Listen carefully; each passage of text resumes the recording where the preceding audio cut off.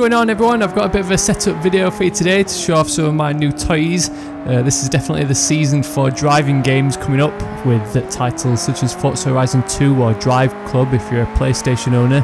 The Crew and Project Cars all coming out soon, so I thought it was the perfect time to set myself up with a racing wheel.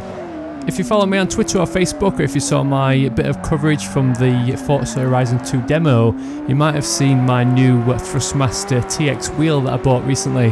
Well, that setup has since expanded with some extra goodies, so I thought I'd create this little video to show you my complete setup, which will hopefully come in handy when I get those "Chris, what wheel are you using?" comments on future videos, because you're definitely going to see a lot of this in my upcoming content. So currently there's two options when it comes to wheels for the Xbox One. One is a Mad Catz wheel. I think there's a Fanatic wheel coming out soon, although that's been in the works for years, I think, from what I've read on forums. And the other one is the TX by Thrustmaster, which is the one I bought. Apparently this is the model that they use for live demos at games conferences, and I think I've heard it's a popular name in the sim racing scene. So while it was pretty expensive, I knew that I was getting quite a good product, and I did manage to get an offer at the cheapest price I've seen it at. I mean, I've skimped on a gaming wheel before in the past when I was a little bit more tentative about buying one. That was back on my Xbox 360, and I ended up just buying what was basically a cheap toy. So I knew for sure that this time I wanted to get something exceptionally good.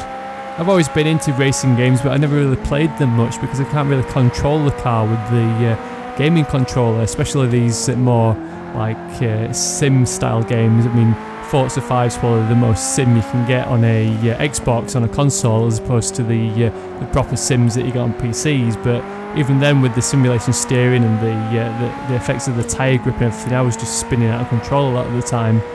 I mean, I'm no pro racing driver, but I think I've been on the track in real life more than I've owned racing games. So I wanted something that definitely felt realistic, so I could see how I performed with an interface that was a little bit more familiar. And this Thrustmaster TX wheel definitely does the job.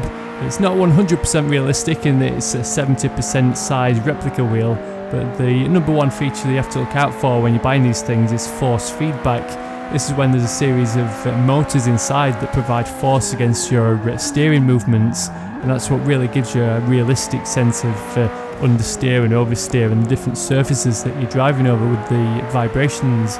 100% force feedback in the settings on this thing, it's proper violent when your car catches grip after a slide, and it really reinforces the old racing rule of thumbs out, because it can quickly snatch out of your hands.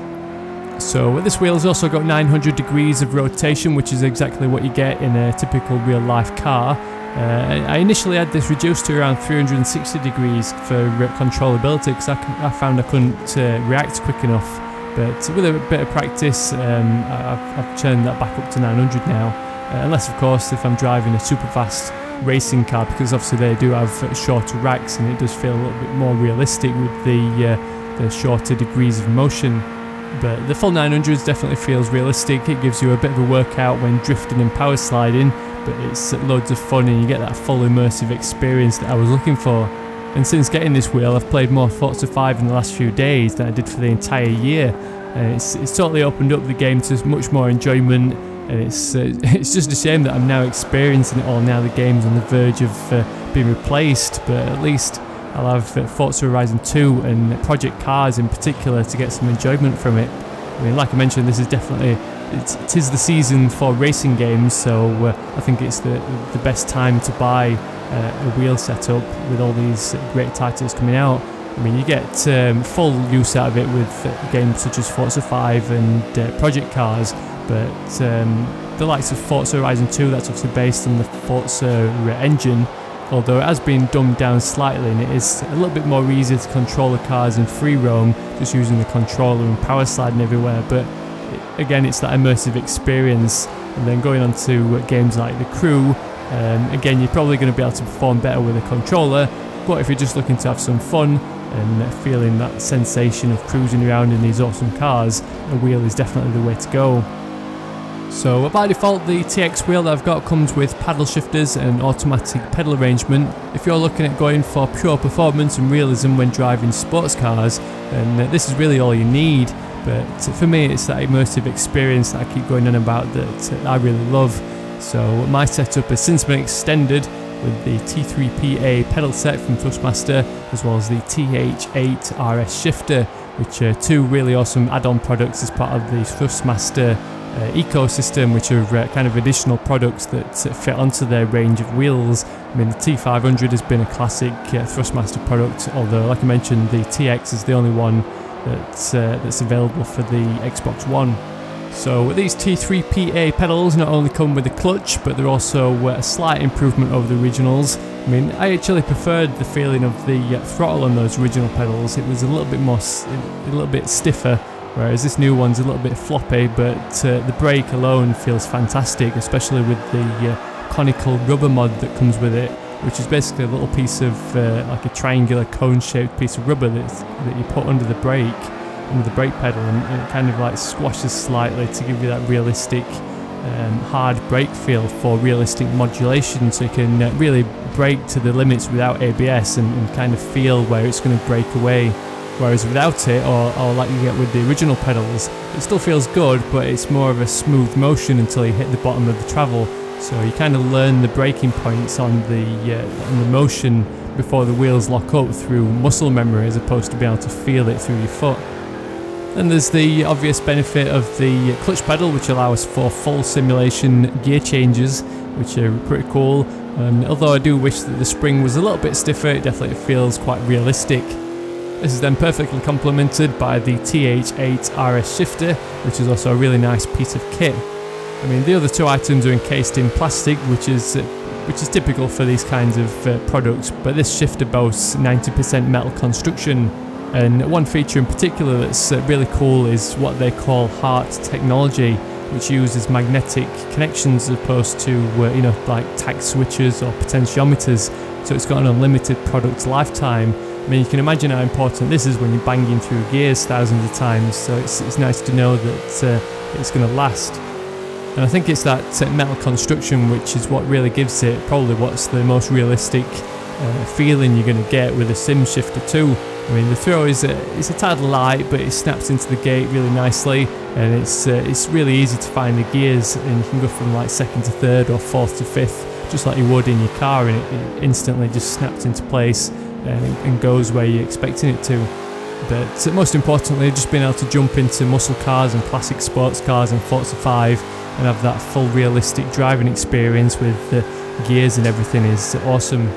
And this is going to be especially cool in Forza Horizon 2, where it's more about just like cruising around on the open roads of southern Italy and southern France, as opposed to trying to be in the get the quickest time possible on a track, because your times are going to be slower with the shifter than when you're using paddles. But again, it's that immersive experience that you're getting with the shifter that you don't get with the paddle shifting.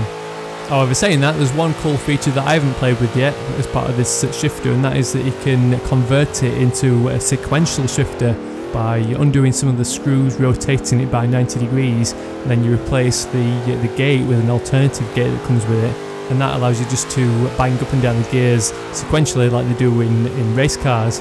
So basically, with this Thrustmaster TX system, the T3PA pedals and the Th8 Rs Shifter, you've pretty much covered all bases for all types of cars, from paddle shifted sports cars, classic manuals with clutches and gear sticks, and even modern race cars with sequential boxes. You can even get, as part of this ecosystem, a fully round wheel, which I quite fancy. I mean, that thing would be great for drifting, since while this D-shaped Ferrari wheel does feel really nice, it's a little bit difficult to grab when you're cornering sideways, but I mean, for smooth racetrack driving it's perfectly fine. But a fully round wheel, as you can imagine, is going to slide through your hands really easily. But you can also get a Formula 1 wheel if you're so inclined, although I'm not too sure of any Formula 1 games on Xbox or console, but I know it's popular with the PC crowd. So, but last of all, my setup was all tied together with a Wheel Stand Pro. I mean, I would have loved a full cockpit, which would have been even more immersive with a proper driving seat and a correct gear stick placement, but the advantage of this stand is its portability, and it's easy to fold up for storage, and it's sturdy enough to take the abuse of off-roading. I currently have to hook a wheel of my office chair over it so I don't keep sliding away on the laminate floor, but it feels a little bit too close for the pedal reach, so I'm trying to come up with some kind of engineering master plan to attach a bar of some kind from the stand to my chair to keep it in place. But as you can see from the videos, it's quite compact, and you get a little bracket with the special TX specific stand that allows you to mount that shifter, although it's just kind of stuck on the side, and it's not really a realistic placement, but it's all within reach, and it's probably the best I'm going to get without spending hundreds on a full cockpit that I just simply don't have space for. So like I mentioned, you can be sure to see more of this stuff in my upcoming videos, especially when I create content for Forza Horizon 2 and Project Cars in particular. I mean, to get the full use out of this, I'm going to really be wanting to go on some kind of sim style racer, but I really can't wait just to jump in a Ferrari or Lamborghini or even muscle car and just go cruising around those mountain roads in Forza Horizon 2. So I hope you enjoyed my little setup video. I hope I haven't gone and persuaded you to spend all your hard-earned money on a setup like this, but I've got to admit it is really cool, and I definitely think that now is the time to go for a setup like this with the racing games that are coming out soon. So thanks for watching, and I'll catch you all later.